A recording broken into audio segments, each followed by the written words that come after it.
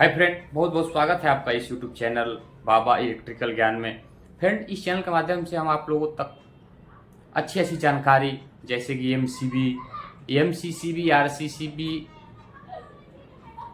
RCD, MPCB, ACB, VCB, stabiliser, electrical से जुड़े सभी जानकारी को आप लोगों के बीच साझा करते हैं, बताते हैं, सिखाते हैं कैसा क्या चीज़ हमको कहाँ लगाना है, कैसे उसको उपयोग में लेना है, क्या क्या सेफ्टी हमें देता है, कैसे हम उसका कनेक्शन करेंगे।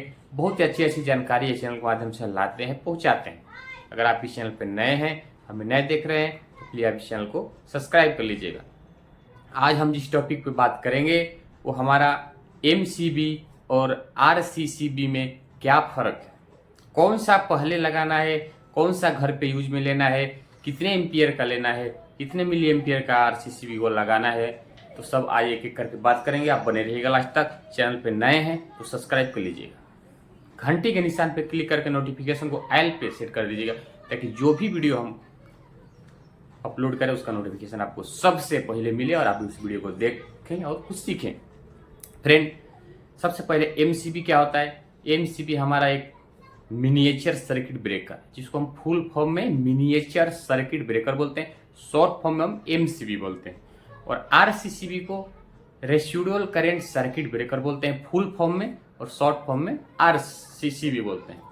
आरसीसीबी और एमसीबी, देखिए एमसीबी हमारा ओवरलोड और शॉर्ट सर्किट। देखिए शॉर्ट सर्किट मतलब आप तो समझ गए रहेंगे, नहीं तो आपको थोड़ा समझा देते हैं। शॉर्ट सर्किट मतलब कहीं आपके घर पे वायरिंग और उस इलेक्ट्रिकल वायरिंग में फेज न्यूट्रल हो, फेज शॉर्ट हो गया दो आपस में, तो उसको हम शॉर्ट सर्किट बोलते हैं। उसमें क्या होगा, शॉर्ट सर्किट जब होगा तो वहाँ पे हमारा अगर एमसीबी और आउटपुट में, एमसीबी के आउटपुट में शॉर्ट सर्किट हुआ है, तो उस परिस्थिति में हमारा एमसीबी ऑटोमेटिक सप्लाई को बंद कर देगा।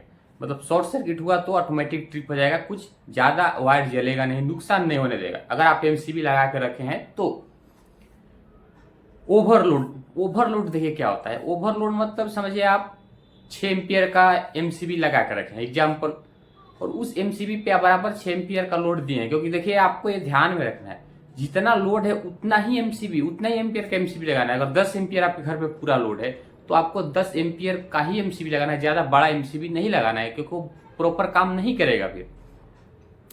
तो जैसे 6 एम्पियर पे आप एमसीबी लगा कर रखे हैं, समझिए मोटर चला है वो एमसीबी से, उसका कैपेसिटी 6 एम्पियर लोड है, और किसी कारणवश वो मोटर समझिए जाम हो गया, खराब हो गया, कुछ वायरिंग चला गया, तो जाम होगा तो ज़्यादा करंट लेने लगेगा। उस परिस्थिति में वो motor 8 ampere, 10 ampere, 12 ampere current लेने लगेगा। तो उस परिस्थिति में हमारा एमसीबी ऑटोमेटिक ट्रिप होगा, क्योंकि वो 6 एम्पियर कैपेसिटी का है, उस पर ज़्यादा अगर लोड जाएगा तो ट्रिप होगा। उस समय क्या होगा, वो ट्रिप होगा तो सप्लाई बंद कर देगा, मोटर बंद हो जाएगा, तो मोटर ज़्यादा खराब नहीं होगा, ज़्यादा कुछ उसमें नुकसान नहीं होगा। रही बात आरसीसीबी, तो देखिए आरसीसीबी हमारा भी शॉर्ट सर्किट, ओवरलोड से सुरक्षा देता है। उसके साथ साथ वो हमारा एक और सुरक्षा देता है जिसको अर्थ लीकेज। ईएलसीबी, आरसीसीबी दोनों देखिए सेमी वर्क करते हैं, दोनों अर्थ लीकेज से सुरक्षा हमें दे देते हैं। जैसे कि आप किसी भी वायरिंग के आउटपुट आपके घर पे लगाए हैं आरसीसीबी, उससे आउटपुट जो भी गया आपके स्विच बोर्ड में गया हो, आपके टीवी, एसी, कूलर, जो भी जिससे भी गया हो, तो उस आरसीसीबी से आउटपुट जो गया है वहां पे कुछ समझिए वायर आपका समझिए फ्रिज है, उसमें वायर कहीं कट गया, चूहा हुआ वायर को कट कर दिया, तो उसमें करंट अगर उस फ्रिज के बॉडी में, लोहे का बॉडी है उसमें टच है, तो उसमें भी करंट जाने लगेगा। उस परिस्थिति में हमारा आरसीसीबी काम कैसे करेगा, आपको सबसे पहले क्या ध्यान में रखना है कि आपका जो भी जितना भी इलेक्ट्रिकल का अप्लायंसेस हम बार बार बताते हैं, उसको आपको घर का जो ग्राउंड अर्थिंग है उसको करके रखना है।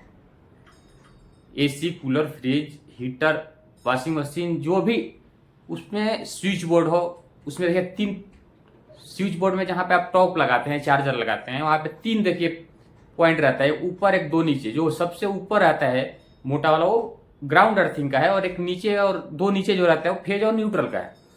तो ऊपर वाला ग्राउंड अर्थिंग में आपको ग्राउंड अर्थिंग दे के रखना है। वो क्या करेगा, आपका वायर के थ्रू ग्राउंड बॉडी में चला जाता है।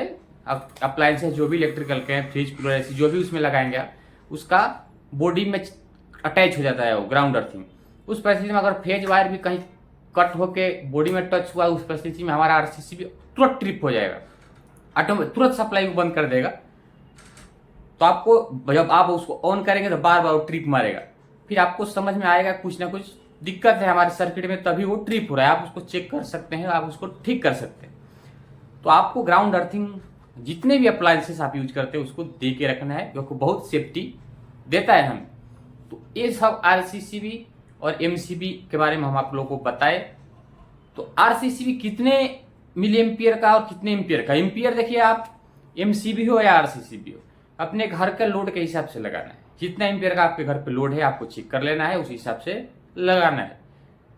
आरसीसीबी में एक बात और ध्यान रखना है, कितने मिली एम्पियर का लगे। तो आपको घर के लिए 30 मिली एम्पियर, एम्पियर आपका लोड के हिसाब से 10, 6, 20 ये भी, लेकिन उसमें एक मिली एम्पियर का भी रेटिंग आता है, उसको आपको 30 मिली एम्पियर का लगाएंगे तो ज़्यादा सेफ्टी देता है। तो आपको घर के लिए 30 मिली एम्पियर का ही, 30 मिली एम्पियर, 100 मिली एम्पियर का भी आता है, तो आपको 30 मिली एम्पियर का ही लगाना है। ये सब ध्यान रखते आपको कनेक्शन कैसे करना है वो अगले वीडियो में आपको समझाएंगे, बताएंगे। तो आप इस चैनल को सब्सक्राइब करके रखिएगा। मिलेंगे अगले वीडियो में, तब तक के लिए जय हिंद, वंदे मातरम।